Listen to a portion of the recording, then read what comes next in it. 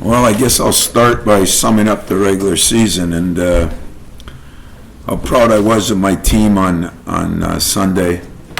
Our fans, everybody. It was just kind of one of those days that you'll savor. The last 2.5 weeks have been, I think, a very good run, both defensively and even offensively. I think when I look at the stats, I never feel our offense is good. I look at the stats and we're right up there in the top 2 or 3 or 1 in some of the offensive efficiency stats. But from where we were, the way the season was going,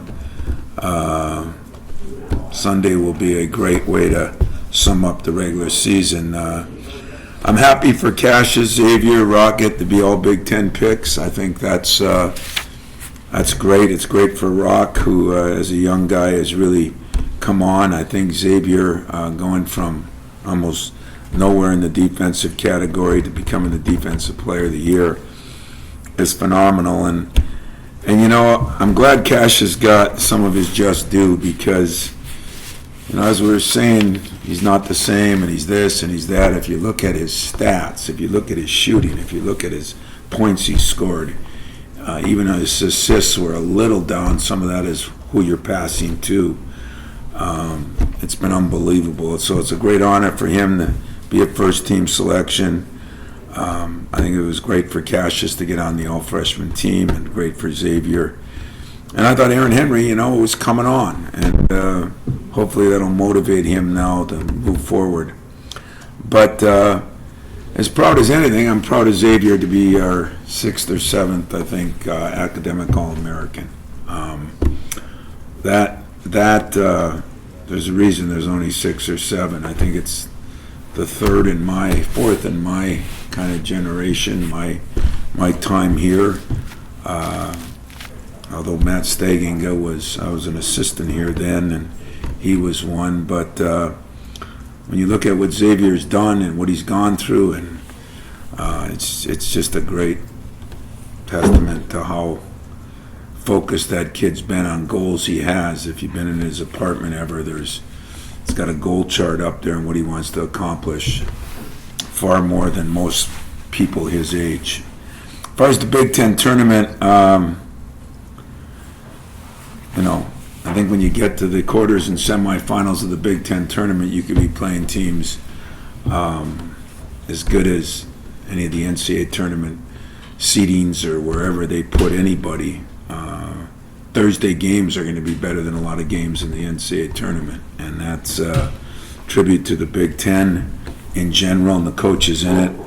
Focus for us, the next couple days will be more on us, a little bit more on our offense, and then we'll focus on Purdue, and the last day we'll focus on Ohio State because, we have just played them. We haven't played Purdue in a while. Purdue, gave us our worst whooping of the year. And they're going to come into this tournament looking for a couple of wins because they need it. And just seeing Ohio State, I think there were some things we did well and some things we didn't do as well, and they probably feel the same way. So, again, I think in the Big Ten tournament, when you play the day before anybody plays, there's a little bit of an advantage. I think as those days wear on, it becomes a disadvantage. So it's always a worry in any tournament. The first game is always the most important. But in the conference tournaments where you're playing a team that played the day before, it's even more important. So we're going to get ready the best we can. I think the scenario plays out well. We got a day off yesterday. We got some days to get better here a little bit and work on some of the little things that usually make a difference. Question. Tom, with Xavier, can you reflect on the way he fills up a box score in unique ways? And have you ever had a player who has done more on and off the court, obviously as a married father of 2 that's a unique skill set? Yeah, I haven't had one of those to start with, so that makes him unique in his own way. And but I think you're right. What I didn't realize when he was leading the league in steals. I just never saw that. His block shots. He gets his share. He's got great timing, kind of like Draymond. Where he he kind of figures out and knows what he's got to do, and he's been rebounding the ball better and better. As many double-doubles as he's had, he's fallen short by one, I think 4 or 5 times, where he's had 13 points, 9 rebounds, 9 rebounds, 9 rebounds. And he's had a couple of games where he's had 12 rebounds and only 9 points. So his double-doubles have been very good, and I don't know how many he ended up with. Do you, Max? Double-doubles. Yeah. 12 or 13, and I think he had the ability to be around 15, 16 easy. And but I think what's really helped our team in the last month is he's become so good defensively, we don't have to double a lot and do some things that put us at a disadvantage with other positions, especially playing those 2 freshmen. Coverages are different and things, and he kind of calming influence on that. Tom, I know your rotation's gotten smaller and tighter in terms of the number of minutes of guys as the games have gotten important. I don't say important, but this last week or so. And I'm wondering, when you play 3 games potentially in 3 days, do you have to pay more attention to that in terms of sort of strategizing what you're going to do if you advance? Yeah, you do play them 1 game at a time. I mean, you got to win a game. It doesn't. If you save your guys and you don't win the game, it doesn't do you any good. But probably today in practice, our biggest focus is going to be on Gabe Brown, number 1. That's going to be most important to me, and even Marcus Bingham, number 2. And I say that because I think you need big guys. I think we need. We just haven't played Gabe enough.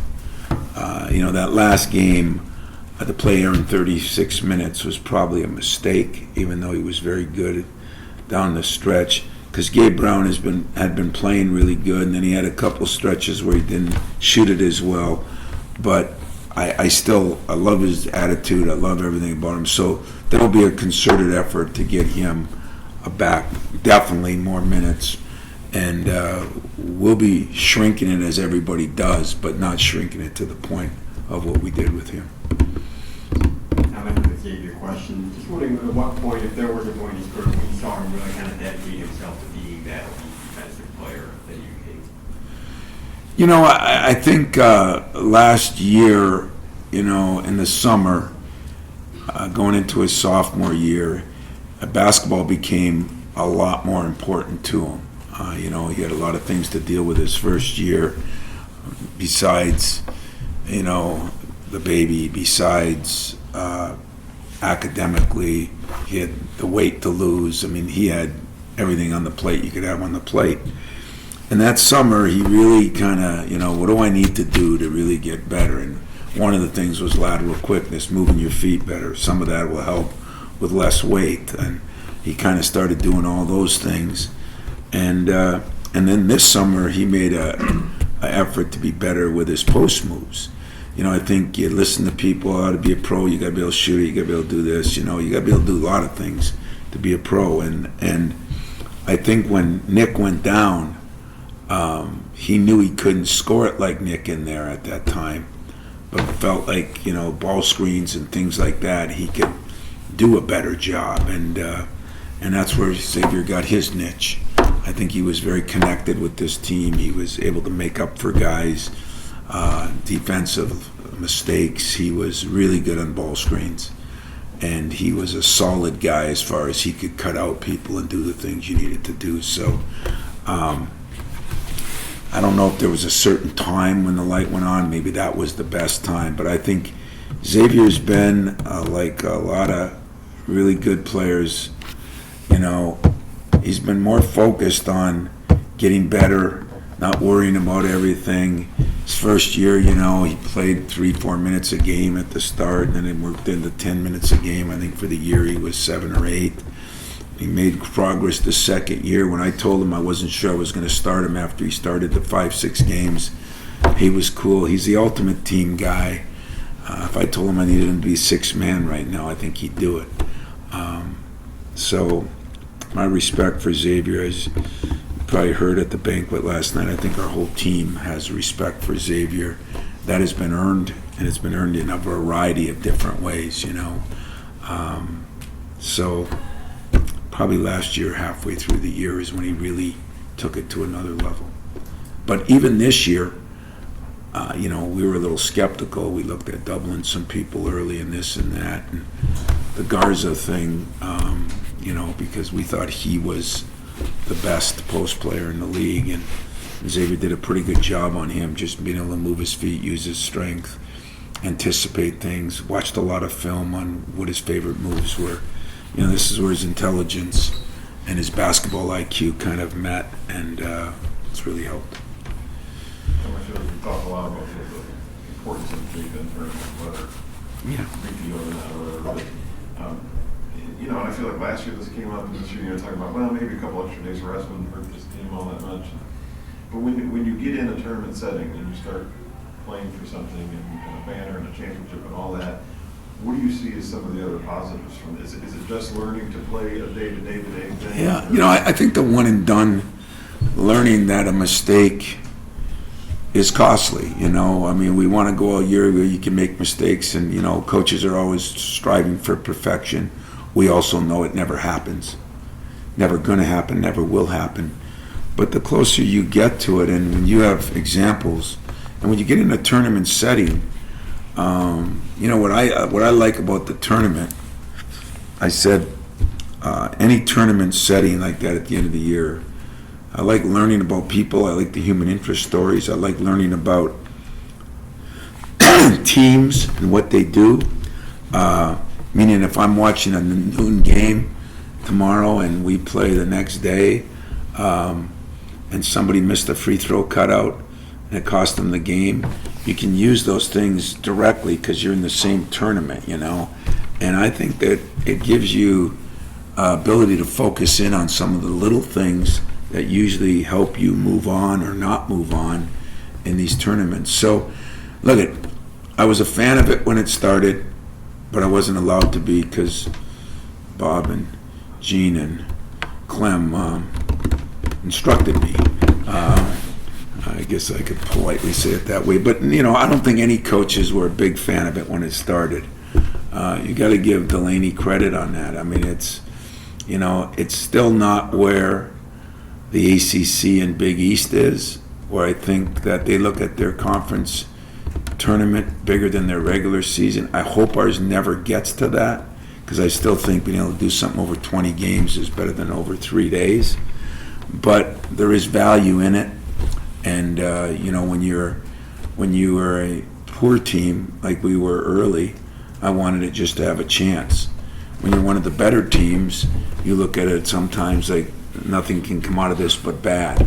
I went through that stage. Now, kind of like you are, there's value in it. I can use it to my advantage. If you get tired, somebody else is getting tired. You're usually playing guys that have won conference tournaments or in the finals anyway. As you move on down the NCAA tournament, when your ultimate goal is to try to win a championship, everybody's going to be in the same boat sooner or later.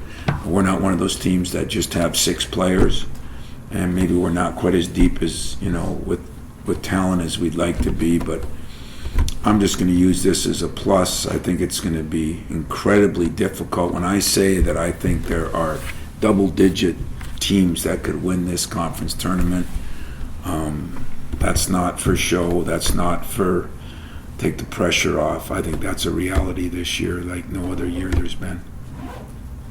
With Aaron, how did you see him respond to the level of expectations, pro talk, and things like that in the beginning of the year, and how now that he's playing kind of at that level that you saw last March, how can you do a better job responding to it now? Aaron's a unique kid. He's a great kid. If you talk to him, he's fun to be around. He's got a personality. He's intelligent. And we talked about it, so I guess I can say it again. Some guys need to be pushed. Some guys are more self-motivated, and some guys' motors running all the time.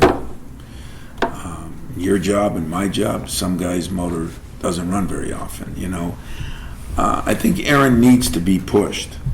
And it's not as much fun as you think, but he does. And then when he starts having some success, I think then you can sit down with him and say, he's smart enough to understand, yeah, I had that because I'm doing this, this, and this.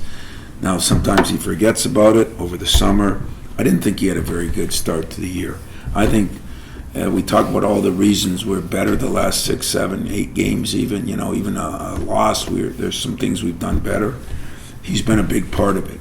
He's a Josh Langford, he's a Gary Harris. He can now play both ends of the court. He's starting to realize that putting the ball on the floor, getting in the paint, is better than just jacking threes. He's starting to, the next couple of things I'd like to see him develop is the ability to get fouled. He's a good free throw shooter, and I don't think he's getting fouled enough because he's not aggressive enough. And, there's an art to figuring out how to get fouled. So he's got a lot of room for improvement, but I think whenever you go through some tough times and you kind of get through them, you appreciate that maybe somebody told you things that, putting the ball on the floor and getting into the paint on the break is a big thing we've worked with him on.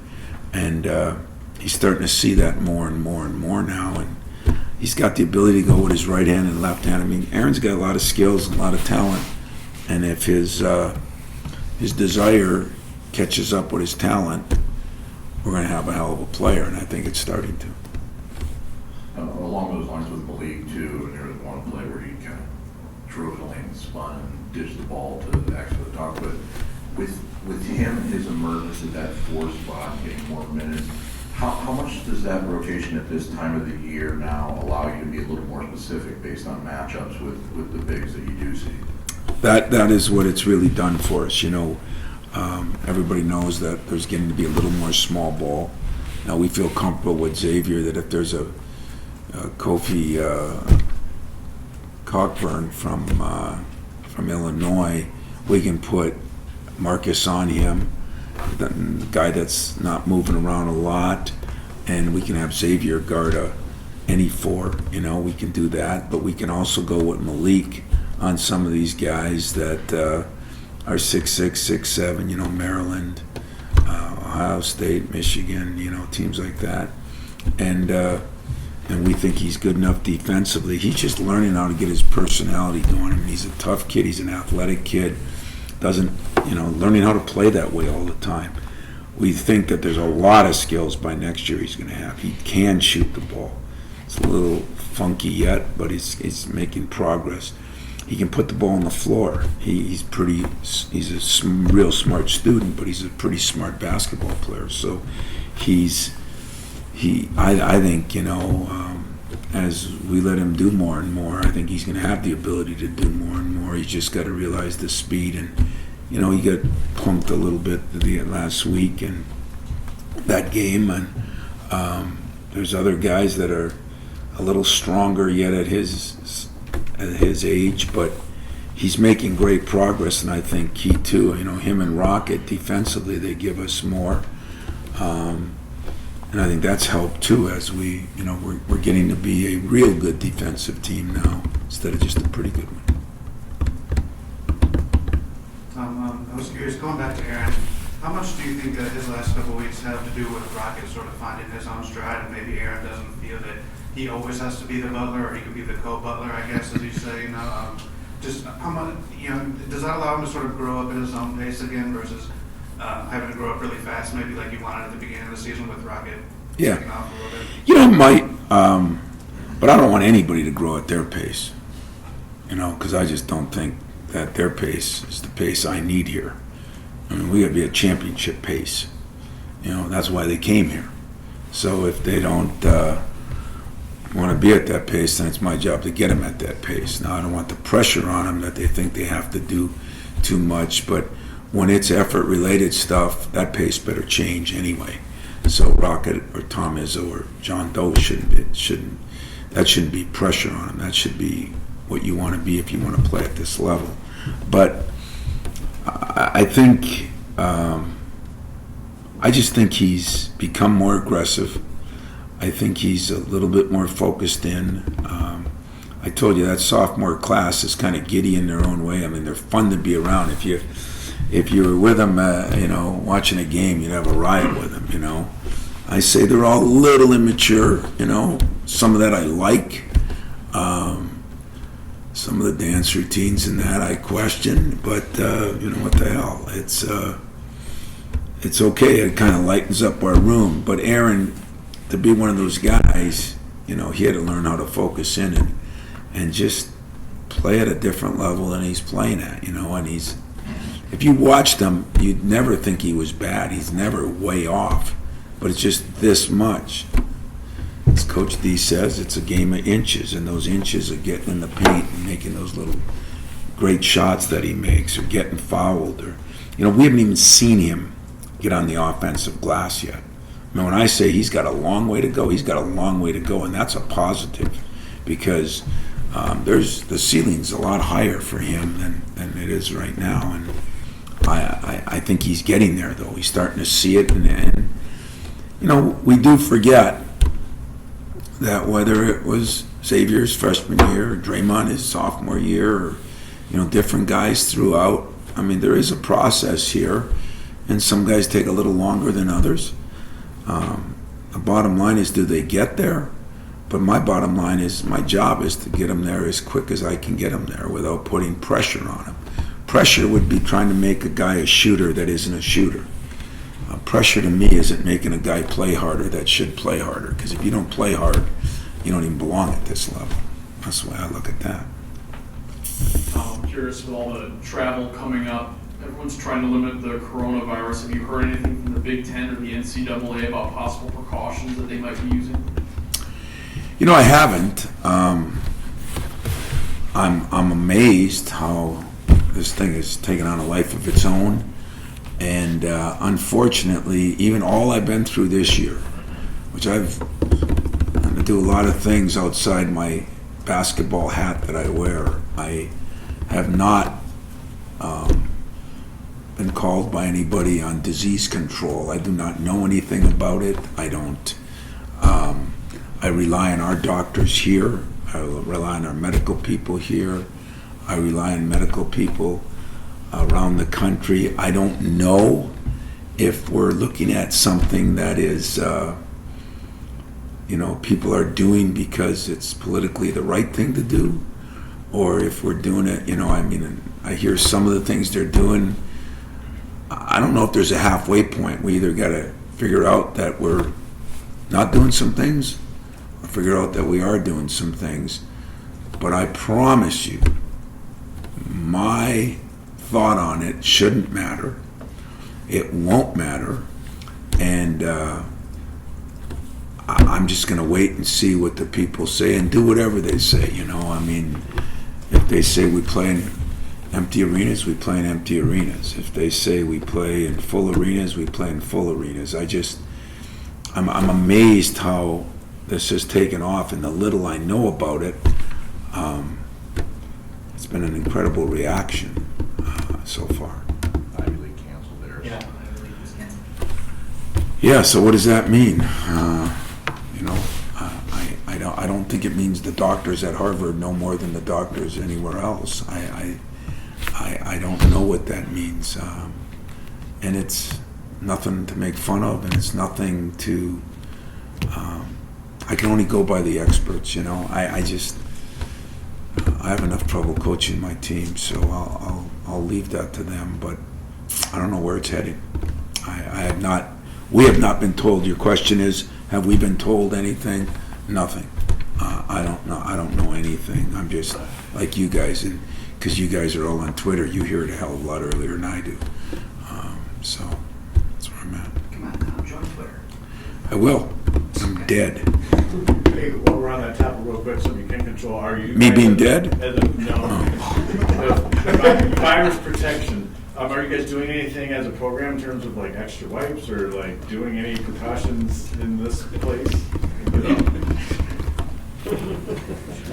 Dumb question. I just got a feeling no matter what I say, I mean, I've had some situations these last years that no matter what I say, I'm going to be taken wrong. But, you know, I'm one of those guys that I can't say I live my life precautiously. You know, I don't worry about stepping off this stage. I don't want to ramp there because I'll trip and fall. I mean, I wash my hands at various times during the day, but I don't go around with those bottles and, and I don't, if I shake your hand, I'm shaking your hand. I'm not elbow bumping you and hip bumping you. And, I don't do those things. So that's me. I respect those that do.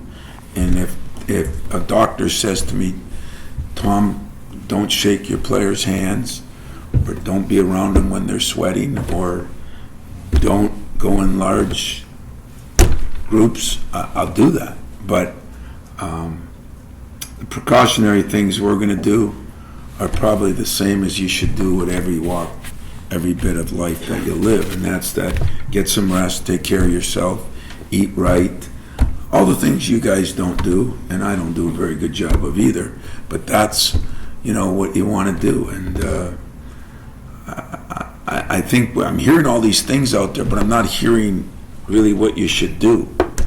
Stay away from crowds. I don't know that. So I'm just going to continue to do what they tell me to do, but nobody's done any precaution. They've told me to wash my hands since my mother, since I was 4. Never did it then, and look at me now, So I don't know. I feel bad. I feel bad for anybody that has gotten the virus, and I feel bad for the people that are trying to figure this out. But I don't know where it's heading. It seems like it's getting to a drastic state right now if they're canceling some of these things, and I'll just act accordingly. Hey, you've been in this situation before where you obviously want to win. At this time of year, you don't want to go home early, as they say. But last year, you won the Big Ten tournament, didn't seemingly help your seeding out the way that some of us had projected and won. I'm just wondering where your head's at with this particular Big Ten tournament, the depth of the league. I mean, are you guys? I don't want to say you're not trying to win it. I feel like you get this question every year on this time. But at the same time, knowing that the next step is really the real big goal, how are you handling this a little bit differently, if you are? Yeah, I'm really not. I think anytime you're playing in a tournament, learning how to win is more valuable than anything you do. I think playing well is going to be important. Seeding, that was over like 8 years ago, I do not think we get any advantage playing Sunday, But then again, maybe we get no disadvantage playing Sunday, Maybe if we're in the finals and lost, maybe we'd move down some. I don't really know how the committee, I have a problem with any committee that doesn't look at the overall body of work. And, just like the Big Ten tournament can't mean as much as the regular season. It's illegal. 20 games of beating the hell out of each other, and you get 3 days when it just doesn't seem right to me. So I think for the most part, those seedings are done. I've had a guy on the committee. I'm involved with the NCAA, and I meet with the people on the committee. All that means at the end of the day, I don't have a clue. So I don't worry about the seedings anymore. The beauty of it, too, is the way college basketball has gone the last couple of years, I'm not sure the seedings matter.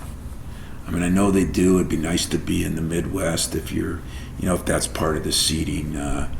But the parity is so ridiculous right now. You're going to have to win games to move each weekend, and you're going to have to win games to get to a Final Four, and then you're going to have to win games to win it all. Every time we were a 1 seed, there were upsets. We've been a 7 seed and been upsets. And so I don't look at that as anything. I would look at the rest, but kind of gotten over that hurdle too. I guess the only negative is playing Sunday if you get shipped out west and you got to leave Monday or Tuesday to play a Thursday game. Then I could see where, somebody would say that's a negative. I think we did that once, didn't we? I'm not sure. You did a Sunday, Thursday for the Sweet 16 Once, okay. But, that's even a little different, but because you don't play the 3 games in a row. But, last year, maybe it helped us. You know, you get some momentum, you can win some games.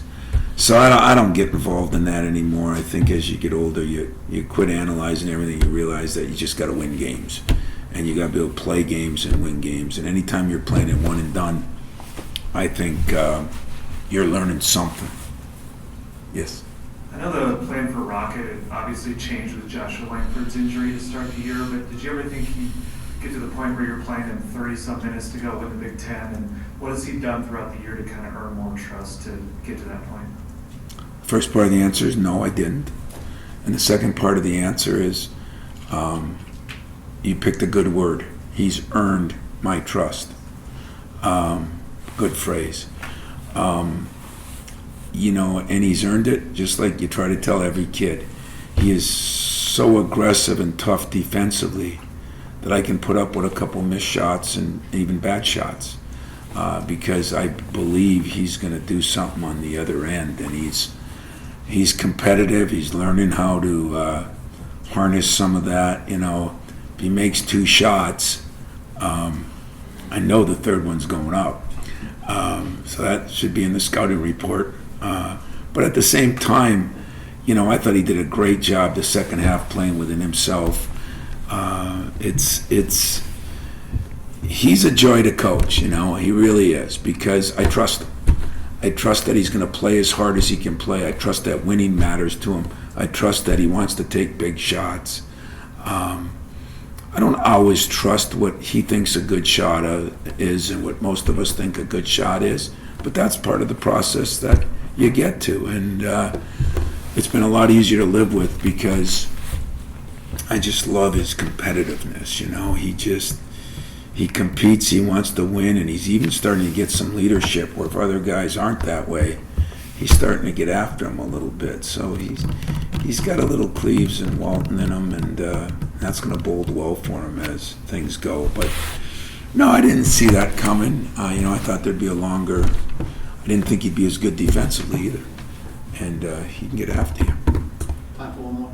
Tom, difficult doesn't mean bad, so I'm curious, was this your most difficult year to coach? Yeah, by far. And you're right, difficult doesn't mean bad, because there's not a lot of bad. Difficult to me means when I don't have answers. And there were a lot of things I did not have answers on this year. Just because they were new, you know, some sad and some extremely happy. But it was difficult when I don't know how to handle something. I think I have enough experience that I should be able to handle anything. And I was presented some things that I had no idea how to deal with. And so that's not a comfortable feeling for me. Thank God. I had some great kids, had some great parents, and I had some great people around the country. A lot of them Michigan State people that sent me stuff and tried to help some that weren't Michigan State people that helped me navigate through some of these things. It was, you know, even Joshua, to be honest with you, Josh is, I still can't believe that every day that kid came to every practice, every meeting, every session. I mean, you'd say, why? Well, he knew he was done for the year. Guys will do that, but everybody misses some. He never missed a thing, and it bothered me, like I told him one day, don't come at 7 a.m. to this meeting, it's snowing out, you're riding that little scooter around and doesn't have snow tires or chains like in the UP on it, and yet he'd be there, and I just didn't know how to thank him or say something to him, because I've never been through where a star player like that's been injured for 2 years. And Cassius, it's easy to say, I've never been through that. Xavier, never been through that. There's a lot of never been throughs. And so difficult, I said my most challenging, but when you have a night like last night or a night like 2 days ago, it can be your most rewarding. And that's why it's not always bad. But it was different, and it was it'll be a hell of a part in my memory here on I think I've as I said, I think I'd become a better parent, father, coach, person. And yet some of you'd say, well, it's about time, you had a long way to go, so it works out too.